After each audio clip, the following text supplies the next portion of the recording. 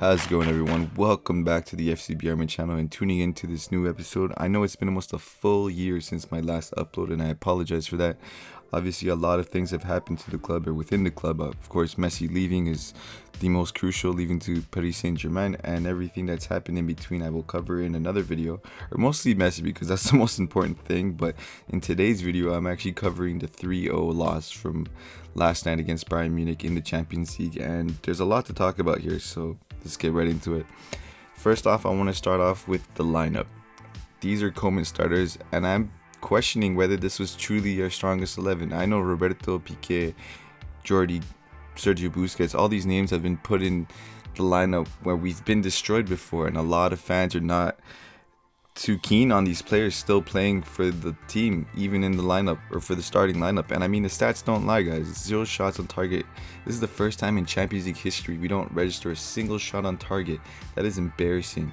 And it was an all-around bad game by everyone, with only a few glimpses of future potential that give us some sort of hope for the future when it comes to not only La Liga, but of course in the Champions League, even though I know it's an unrealistic trophy for us this season.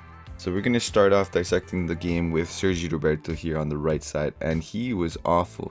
In my opinion, he either needs to play in the midfield or not play at all. He cannot play anything on the right side, not right wing, not right wing back, not right back in general. He's not a right back. He should just not play that side. He needs to play in midfield or not play. And it makes me question the options. He could have put Mingueza or Demir, who we saw come on later in the game, and perform much better than him. Eric Garcia is another one who needs to mature. The first goal was disgraceful defending. It wasn't even a shot block attempt. I don't know what that was. He just turned his body, hit his hip, and left Ter Stegen for dead in net. He had zero chance on that. And these things happen in football. We've seen it where there's a little bit of luck, because all 3 goals came off of rebounds and deflection. The first one came off of deflection. The other 2 came off post hits and right back to their players. And of course, you don't get these chances without creating opportunities. They dominated us, and I won't hide that fact. We had 0 shots, like I mentioned. 0 shots on targets, guys. That's disgraceful for Barcelona to be doing that at home in front of the Camp Nou for the first time with fans. That is just unacceptable, guys. First time in our Champions League history. That cannot be. Our defensive issues persist. Poor defending led to 3 goals. I mean, these guys were just cutting through us like butter. Bayern Munich was literally playing tiki-taka around Barcelona, and that was horrible to watch. Moving on to our next topic here, Jordi Alba was clearly not 100% fit, and it was reported prior to the game he was sick with diarrhea. He probably didn't have a good night's rest, so it makes me wonder why even start him. He was eventually taken off due to an injury, and it was a game to forget for Jordi. But why even start him, guys? Why not play an Alejandro Balde who's clearly fit and ready to go? Luc de Jong also had a debut to forget. His lack of pace really hurts us up top, guys. We saw it with this clip here, actually, of Pavard chasing him down. I think de Jong had a good lead, a good maybe 5-yard lead on him, and Pavard come up to him like he was nothing, which makes me question, can he really provide for us this season, guys? Comment down below. I want to hear what you guys have to say, because we saw him at PSV and he was the goal machine. We saw him at Sevilla and he was the opposite. We'll have to wait and see, guys, honestly. Memphis obviously had no support in the attack last night, and it makes me question, will he get burnt out? We won't have reinforcements till November, October, once Fati, Aguero, and Dembele come back. Hopefully that's not the case, but again, we will have to wait and see what happens. But Ronald Araujo, guys, this man right here, the monster known as Ronald Araujo, is a machine, guys. Honestly, we saw what he did last night. It was a flattering scoreline for Bayern Munich, I'll be honest, because like I said, all those goals were deflection, but Ronald Araujo was the man in defense. He is literally the future of our defense. This guy is an absolute unit. He's head and shoulders above the rest. There's not much more to say about Ronald Araujo. If you know what he's about, you know this guy is a monster, and he will be leading our backline for the next generation. This leads me into our next topic, being this is Koeman's first major test ending badly yet again. This is a worrying trend, guys, that we have continued since last season. He lost against every major opponent last year, and it's continuing again. And it makes you wonder, will Koeman survive? Will the Camp Nou faithful demand more? Because we know how demanding our fans are. Sergio Roberto got booed and he actually teared up in the locker room. Koeman isn't making any friends lately.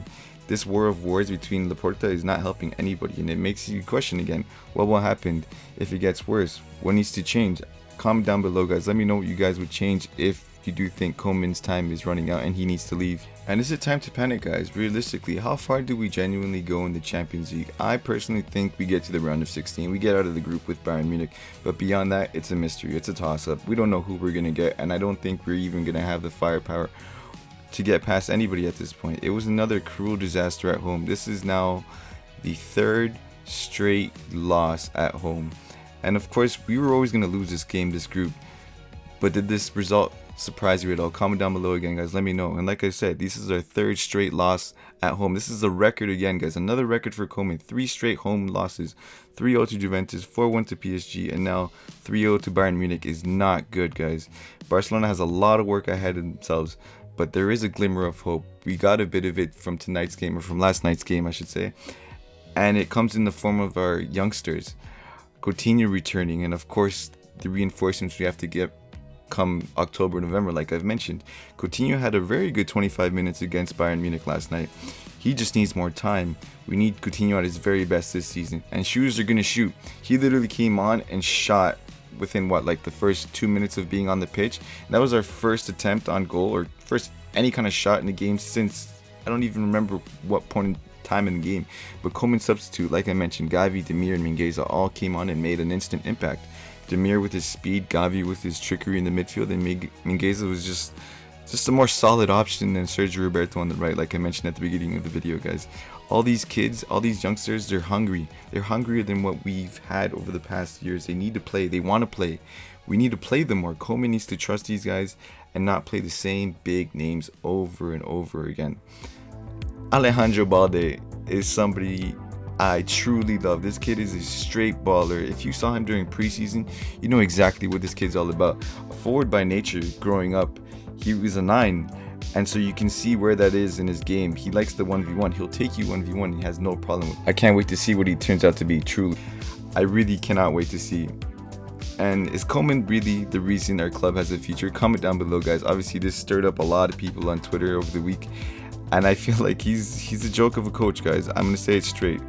I'm not gonna pull punches and say I don't believe that, because I do. And do you trust our board, guys, with their decisions? Again, comment down below. Obviously, there was rumors of already replacements for Koeman, with Jordi Cruyff coming into the picture. And would he make the cut, guys? Honestly, it's just a rumor, but I threw it in here. I don't know what will happen, guys.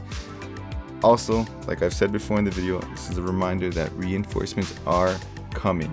Ansu Fati is nearing his return. He is training, but Barca are taking zero risks with him coming back. It's either 120% Fati or nothing, and that's exactly what they want. He's supposed to miss approximately another 5 games apparently, but we'll see what happens. And the firepower, like I said, it will come, but will it be too late by then, guys? Will our rivals have gained points on us in league? Will we be at a Champions League by then? Who knows? Honestly, it's a toss-up with this Barcelona team. But this is going to be the end of the video. Thank you so much for tuning in, guys.